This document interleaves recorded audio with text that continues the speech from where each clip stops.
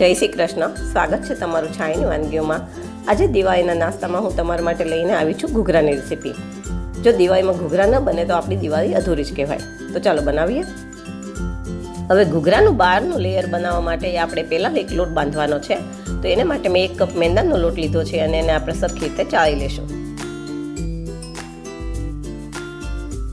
પછી એમાં ચપટીક મીઠું અને 2 ચમચી ઘીનું મોણ આપી અને મોણને લોટમાં બરાબર મિક્સ કરી દઈશું.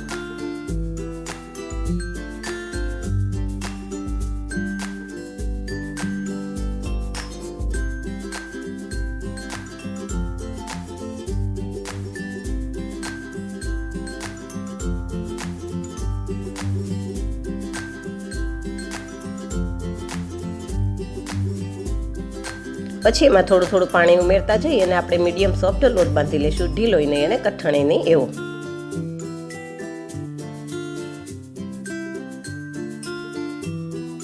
લોટ બંધાઈ જાય પછી એની ઉપર થોડું ઘી નાખી અને ફરી થોડી વાર કૂણવી લેશું. પછી આપણે એને ઢાંકીને સાઈડમાં રહેવા દેશું અને ત્યાં સુધી આપણે સ્ટફિંગ બનાવી લઈએ.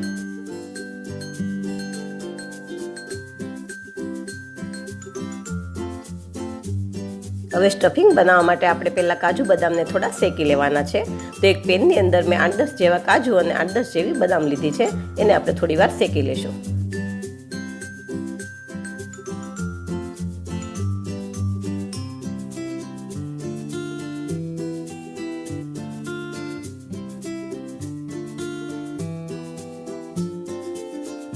હવે એ જ પેનની અંદર મેં 50 ગ્રામ મોળો માવો લીધો છે. એને પણ આપણે થોડો શેકી લઈશું, ઘી છૂટું પડે ત્યાં સુધી.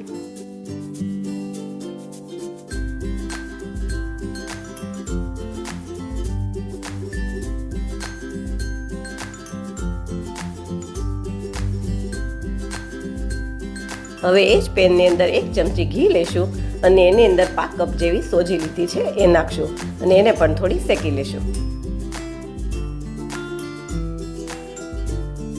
સોજીનો થોડો કલર બદલાય એટલી આપણે એને શેકવાની છે, જેથી એ સ્ટફિંગમાં કાચી ન લાગે.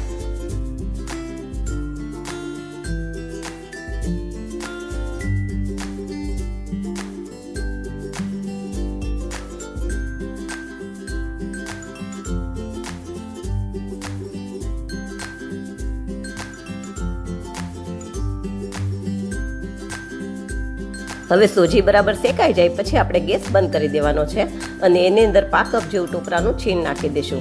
કેમ કે સોજી પણ ગરમ હશે અને પેન પણ ગરમ હશે તો આપણું ટોપરાનું છીણ એમાં જ શેકાઈ જશે, એટલે આપણે વધારે ગેસ ચાલુ રાખવાની જરૂર નથી.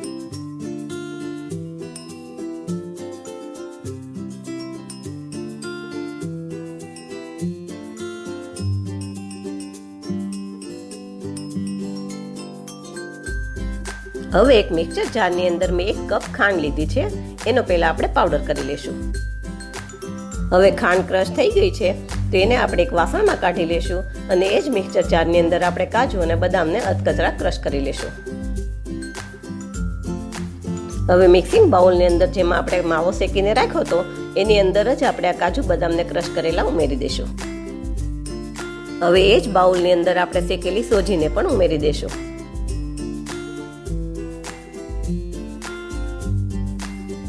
પછી એની અંદર 8-10 જેવી દ્રાક્ષના કટકા, અડધી ચમચી એલચી પાવડર અને 2 ચમચી ખાંડનો પાવડર ઉમેરી દઈશું.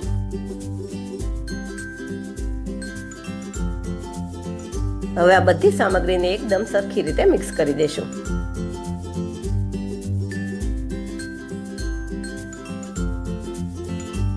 જો તમને મારી વાનગીઓ પસંદ આવે તો મારા વિડીયોને લાઈક કરજો, શેર કરજો અને મારી ચેનલને સબસ્ક્રાઈબ કરજો.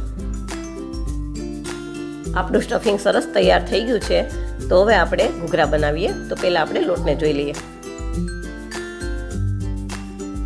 આપણો લોટ સરસ સેટ થઈ ગયો છે તો એમાંથી આપણે નાના લુવા બનાવી લઈએ.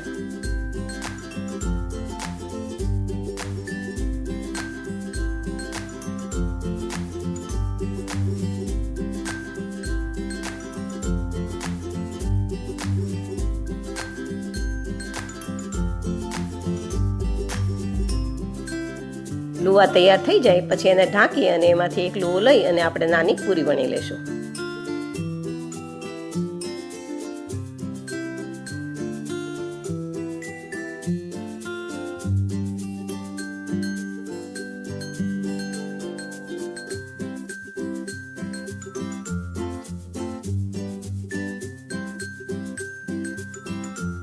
હવે પૂરીને હાથમાં લઈ અને ચારે બાજુ કિનારી ઉપર પાણી લગાવી દેશું.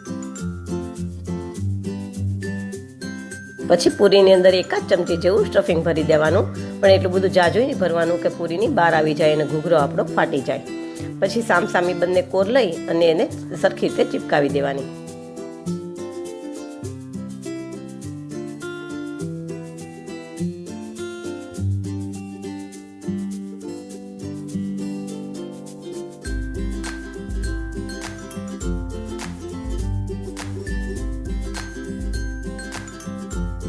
સ્ટફિંગને આંગળીએથી થોડું અંદર કરતું જવાનું અને એકદમ ચિપકાવતી જવાની.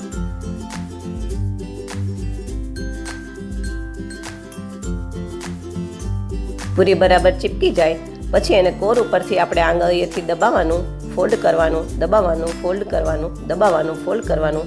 આવી રીતે આખા ઘૂઘરાની કાંગરી આપણે વાળી દેવાની, જે તમે વિડીયોમાં જોઈ શકો છો.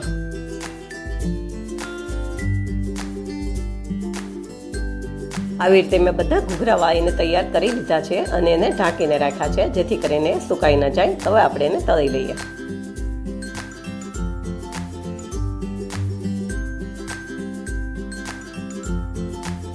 હવે તળવા માટે તેલ પણ ગરમ થઈ ગયું છે. તમે આને ઘીમાં પણ તળી શકો છો. તો હવે ગરમ તેલની અંદર આપણે 2-3 ઘૂઘરા નાખી દઈશું.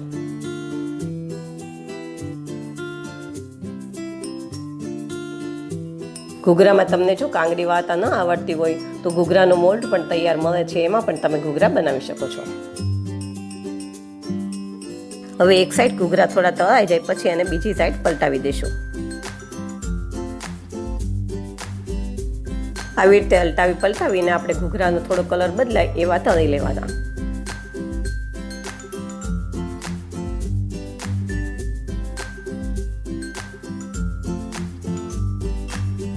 આપણા ઘૂઘરા તળાઈ ગયા છે તો એને એક ડીશમાં કાઢી લેશું અને આવી રીતે બધા ઘૂઘરાને આપણે તળી લેશું.